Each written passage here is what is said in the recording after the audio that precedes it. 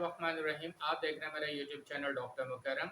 आज हम जिस डिजीज़ पर बात करेंगे वो सेक्सुअल डिसफंक्शन है इन मेल्स, यानी कि खराबी, मर्दों के अंदर सेक्सुअल खराबी को हम डिस्कस करेंगे। इसके अलामात, इसकी वजूहात और किन अद्वियात के ज़रिए ये सही हो सकता है, हम इन सारी चीज़ों के बारे में बात करेंगे। हम इस वीडियो में ये भी बताएंगे कि वो कौन सी चीज़ें हैं जो अमूमन मर्द हजरात जो एशियन लोग हैं, पाकिस्तान के या इंडिया के, नहीं करते हैं, जिसकी वजह से उनके अंदर ये सेक्सुअल डिसफंक्शन जो है यानी कि सेक्सुअल खराबी पैदा होती है। सबसे पहले तो हम ये देख लेते हैं कि इसकी बेसिक यानी कि तीन बुनियादी टाइप्स या इकसाम कौन सी होती हैं जो मर्द हजरात के अंदर पैदा हो जाती हैं। इसमें नंबर वन जो है वह इजेकुलेशन डिसऑर्डर। इजेकुलेट का मतलब होता है यानी कि सेमेंस यानी कि अखराज, मनी का मर्द के जिस्म से बाहर निकलना, इसका जब डिसऑर्डर होता है और ये कभी जल्दी, कभी बाद में, कभी फ़ौरन या कभी थोड़े वक्फे के बाद या वक्फे वक्फे से थोड़ी थोड़ी करके निकलती है, तो ये इसकी पहली सिम्टम होती है, जिससे ये पता लग जाता है कि मर्द हजरात में जो है वो सेक्सुअल डिसफंक्शन यानी कि सेक्सुअल खराबी पैदा होना शुरू हो गई है। नंबर टू जो इसमें है वो इरेक्टाइल डिसफंक्शन। इरेक्टाइल का मतलब होता है अज़ू का अपनी पोजीशन पे सही तरीके से खड़ा ना होना, या वक्त पे खड़ा ना होना, या बाद में खड़ा होना, या दरमियान में अचानक से उसका बैठ जाना।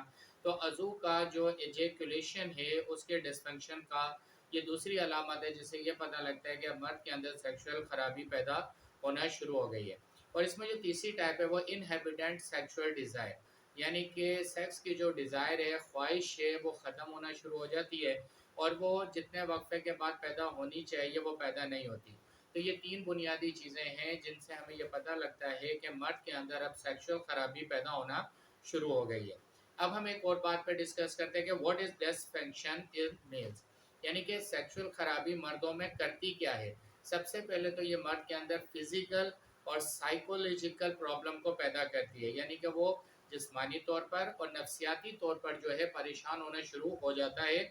और ये नफ्सियाती परेशानी उसको बहुत सारे कामों के अंदर उसका 100% रिजल्ट देने से रोक देती है। अगर वो जहनी तौर पर मुतमईन नहीं है, जहनी तौर पर अच्छी ज़िंदगी नहीं गुजार रहा, नफ्सियाती तौर पर वो परेशान है इस सेक्सुअल डिसफंक्शन की वजह से, तो यकीनन उसके ज़िंदगी के बहुत सारे मामला में ख़राबी पैदा होगी।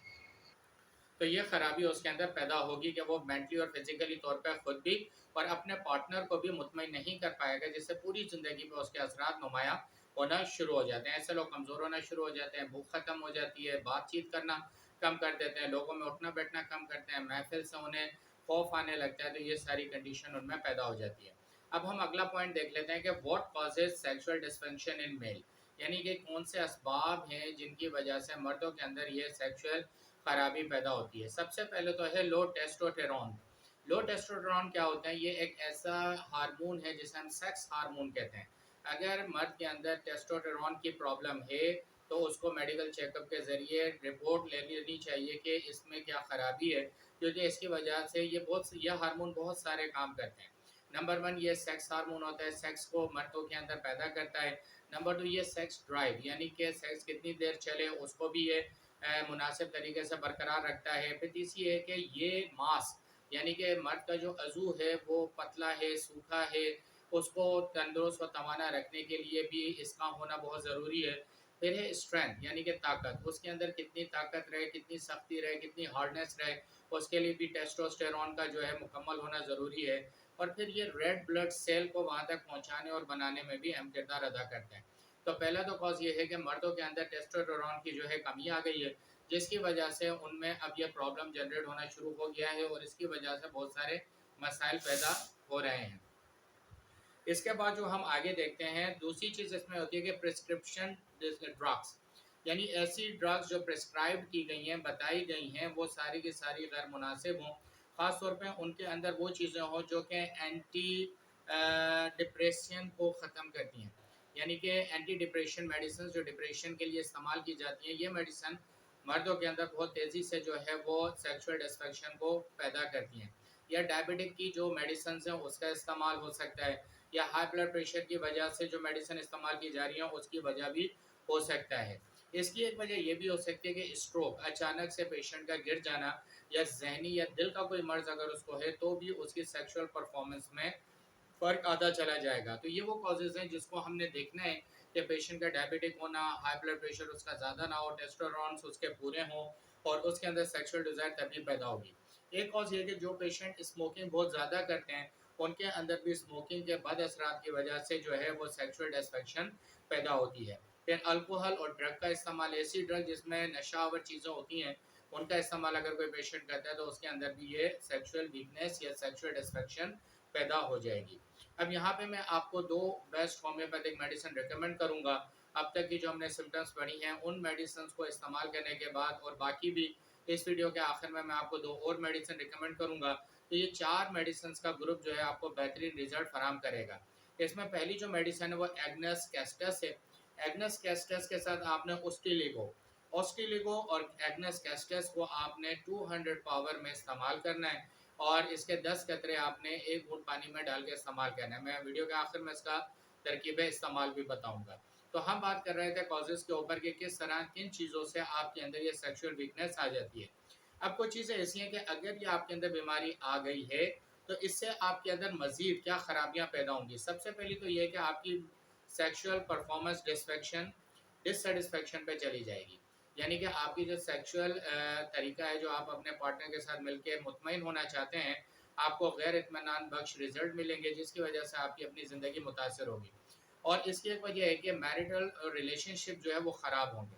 अज़दवाजी ताल्लुक इससे ख़राब होगा, क्योंकि अगर आपके अंदर सेक्सुअल परफॉर्मेंस या सेक्सुअल डिसफेक्शन की कमी पूरी नहीं होती है, तो फिर आपका यकीनी अज़दवाजी ज़िंदगी ख़राब हो जाएगी। इसका इफ़ेक्ट आपके जो है सेक्स ट्रॉमा से भी रिलेट करता है कि अगर माजी में आपको इस जगह पर मर्द हज़रात को उनकी पेनस या अज़ू की तरफ कोई चोट लगी है, इसकी वजह से भी उनके अंदर ये ख़राबी पैदा होती है। और एक इसकी बहुत बड़ी वजह है कि वर्क स्ट्रेस। जिन अफराद पर मुसलसल काम का दबाव होता है और बहुत ज़्यादा वो किसी काम के बारे में सोच रहे होते हैं, तो उनके अंदर भी ये खराबी पैदा हो जाती है। तो 2 मेडिसिन मैं आपको बता चुका हूँ कि एक एग्नेस कैस्टस और दूसरी ऑस्ट्रेलिगो। इन दोनों अद्वियात के इस्तेमाल से आपकी ये जो मैं वीडियो में सिम्टम्स और कॉजेज़ बयान कर रहा हूँ, ये सारे रिकवर होंगे। अब हम ये पढ़ते हैं कि how does sexual dysfunction effect on man. यानी कि अगर मर्द के अंदर ये खराबी पैदा हो जाए तो उस पे ये किस तरह असरअंदाज होती है। इसका जो सबसे पहला असर है वो इजैकुलेशन, यानी कि जो उसका इखराज है, सेमेंस का निकलने का, वो सबसे ज़्यादा मुतासर होता है, वो बहुत कम हो जाता है। उसका इखराज यानी मनी का इखराज बहुत ज़्यादा कम हो जाता है, उसकी मिकदार कम हो जाती है और वो कमज़ोर हो जाती है, जिससे अमूमन बच्चों की पैदाइश में भी फ़र्क आता है। ये वजूहत अगर उसके अंदर हैं जो मैंने ऊपर बयान किया, तो उसका पहला नुकसान उस पर यह होगा कि उसका एजैकुलेशन यानी इखराज जो है सबसे ज़्यादा मुतासर होगा। फिर है गेटिंग एंड कीपिंग द इरिक्टेशन, यानी कि अज़ू का खड़े होने का अमल और फिर खड़े रहने तक देर तक का अमल मुतासर होगा। यानी एक तो ये कि अज़ू देर से खड़ा होगा और फिर काफ़ी देर तक वो खड़ा नहीं रह पाएगा। ये भी एक वजह बनेगी उसकी। अगर ये ऊपर की सारी सिम्टम्स जो हैं, इरिक्टेशन यानी कि गेटिंग और कीपिंग, इरिक्टेशन जो है वो डिलेड हो जाएगी और इसमें काफ़ी ताख़ीर होने लगेगी। फिर है रिड्यूस सेक्सुअल डिज़ायर, यानी कि उसकी जो सेक्स की ख्वाहिश है वो उसके अंदर से ख़त्म हो जाएगी। तो ये वो इफ़ेक्ट हैं कि जो अगर आप स्मोकिंग करते हैं, आप क्या डायबिटिक पेशेंट हैं, आप हाइपरटेंशन के मरीज़ हैं, या आपके टेस्टोस्टेरोन्स जो हैं वो कमज़ोर हैं, या फिर आप पे बहुत ज़्यादा कोई वर्क या हाइपरटेंशन का, तो इस वजह से ये सारे मर्ज़ जो आपके अंदर पैदा होंगे। अच्छा, हाउ सेक्सुअल डिस्फंक्शन जो है डायग्नोज़ कैसे होते हैं, हम ये कैसे पता लगाएँगे कि एक मर्द जो है इस कैफ़ियत से गुज़र रहा है तो उसके अंदर अब ये सेक्सुअल ख़राबी पैदा हो गई है। इसको हम फ़िज़िकल एग्ज़ाम्स के ज़रिए अंदाज़ा कराते हैं। सबसे पहले तो कि हम ब्लड टेस्ट लेते हैं, जिसमें हमारे टेस्टोस्टेरोन्स की जो लिमिट है या मिकदार है वो हमें पता लगती है कि वो मुनासिब है या नहीं है, या उसके अंदर कमी आ गई है। फिर हम ब्लड शुगर अपना चेक कराते हैं। अगर ब्लड शुगर लेवल बहुत अरसे तक बढ़ा हुआ है तो भी ये ख़राबी पैदा हो जाएगी। कोलेस्ट्रॉल लेवल है, उसको भी हमने चेक कराना है कि अगर वो भी बढ़ा हुआ है तो ये ख़राबी हो जाएगी। और आखिर में अब ये है कि आपने किसी मेल डॉक्टर के पास जाके अपने पेनिस और टेस्टिस का जो है फिज़िकल मुआयना कराना है कि आखिर इन तमाम खराबियों के बाद वहाँ अज़ू तक कितनी खराबी मुंतकिल हो चुकी है। तो ये वो चीज़ें हैं जिससे हमें ये पता लग जाता है कि हमारे अंदर अब सेक्सुअल डिस्फंक्शन यानी कि खराबी पैदा हो गई है। यहाँ पे मैं आपको एक और होम्योपैथिक मेडिसिन रिकमेंड करता हूँ, स्टेफिस सेग्रिया, के जो इन अलामात में काम करेगी। पहले पे मैंने आपको एग्नेस कैस्टस बताई है, फिर ऑस्ट्रेलिगो बताई है, और अब इसी में आपको मेडिसिन स्टेफिस सेग्रिया यहाँ पे रिकमेंड कर रहा हूँ। अब वो चीज़ आपको बता रहा हूँ जो हम पाकिस्तानी या इंडिया या एशिया के लोग या बहुत सारे मर्द हजरात नहीं करते हैं, जिसकी वजह से उनके अंदर ये खराबी जो है सेक्सुअल खराबी पैदा होती है। अगर आप इन पे अमल पैरा हो जाएँ तो आपको बहुत सारी मेडिसिन लेने की ज़रूरत नहीं पड़ेगी और आपकी ज़िंदगी बड़ी हेल्दी और सेक्सुअली स्ट्रॉन्ग हो जाएगी। नंबर 1 ये कि मोटापा कम नहीं करता, ओबेसिटी। ओबेसिटी पे मैंने बहुत सारी वीडियोज़ बनाई हैं। ये सबसे बड़ा रीज़न होता है आपके जिस्म के अंदर इस तरह की कमज़ोरी पैदा करने का। अच्छा, दूसरा रीज़न है कि खुराक में सब्जियों का इस्तेमाल बहुत कम करते हैं। अमूमन शौकीन हज़रात या अमूमन घरों में भी जो है गोश्त का इस्तेमाल या रेड मीट हो गया या फिर इस तरह की उससे फ़ास्ट फ़ूड का इस्तेमाल हम ज़्यादा करते हैं, सब्जियों का इस्तेमाल कम होता है। नंबर 3 है कि हम मौसमी फलों का इस्तेमाल बहुत कम करते हैं। हम जूसेस तो पी लेते हैं लेकिन फल को रॉ कंडीशन में नहीं खाते हैं। हम आज मैं आपको रिकमेंड करता हूँ कि फल को हमेशा उसकी ओरिजिनल शेप में खाएँ, अच्छी तरह धोकर खाएँ और वो फल जो छिलकों के साथ खाए जा सकते हैं, वो छिलकों के ही साथ खाएँ, तो उनके बहुत ज़्यादा फ़ायदे होते हैं। फिर ये कि घर के छोटे-मोटे काम जो मर्द हज़रात हैं वो नहीं करते, इससे क्या होता है कि जैसे हॉलिडेज़ आते हैं 2 दिन के, 3-3 दिन के और बाकी जो कुछ लोग ऐसी प्रोफ़ेशंस हैं 2-2 महीने के हॉलिडेज़ आते हैं तो उनका फ़िज़िकल एक्टिविटी कम हो जाती है। वो ज़्यादा टाइम घर पे गुज़ारते हैं, तो फिर जब घर पे भी छोटे काम नहीं करेंगे, हल्के-फुल्के काम नहीं करेंगे, तो फ़िज़िकल एक्टिविटी से बहुत दूर हो जाते हैं। ये ज़हन में रखिएगा जिस तरह हमारा हाथ एक मसल से बना हुआ है, तो हमारा पेनिस अज़ू भी एक मसल से बना हुआ है। जितना ज़्यादा उस पे फ़िज़िकल एक्टिविटी से स्ट्रेस पड़ेगा, वो उतना ज़्यादा जिस्मानी तौर पे स्ट्रॉन्ग होगा। ज़्यादातर हम आराम करते हैं और आराम नहीं करते हैं। यहाँ पे मैं डिस्कस करूँगा कि ऐसे अफ़राद जो रात को देर तक जागते हैं, फिर दिन में भी काम में लगे रहते हैं, अपना ऑफ़िस की एक्टिविटीज़ में या जॉब पर और उनकी नींद पूरी नहीं होती, तो ये बहुत बड़ा सबब है कि उनका सेक्सुअल डिस्फंक्शन पैदा होगा। बच्चों के साथ वक़्त नहीं गुज़ारते, ये मैं इसलिए कह रहा हूँ कि जो डिप्रेशन, स्ट्रेस और एंग्ज़ायटी है, वो अपने छोटे बच्चों के साथ खेलने के साथ, बच्चों में बैठने के साथ, फैमिली मेंबर में बैठ के लतीफ़े सुनाने से, पुरानी बातें करने से, ख़ानदान को कोई यादगार इवेंट डिस्कस करने से आदमी मेंटली तौर पर बहुत ज़्यादा रिलैक्स होता है, तो फैमिली में और बच्चों में वक़्त ज़रूर गुज़ारें।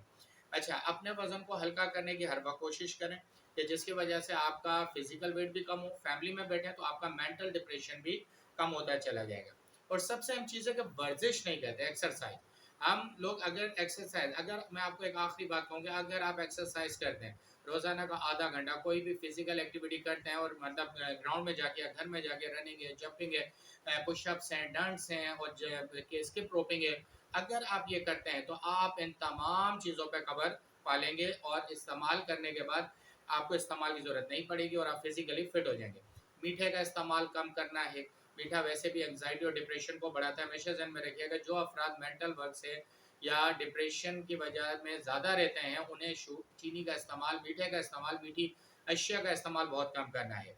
सॉफ्ट ड्रिंक्स बहुत कम इस्तेमाल करनी है, 15 दिन में 1 दफ़ा ले लें, कोई डे मुकर्रर कर लें कि आप उस हॉलिडे पे सॉफ्ट ड्रिंक पी के जो आपकी डिज़ायर है वो पूरी हो जाए। खाना हज़म होने से पहले दूसरा खाना खा लेते हैं, ये बहुत इंपॉर्टेंट चीज़ है कि हम एक वक़्त का खाना खाते हैं और पेट अभी भारी होता है क्योंकि हमने कोई फिज़िकल वर्क नहीं किया होता, हम घर पे लेटे रहते हैं, लेकिन वक़्त आने पर हमें भूख नहीं लगी होती, लेकिन हम फिर भी खाना खा लेते हैं कि हमारे घरों में ट्रेडिशन है।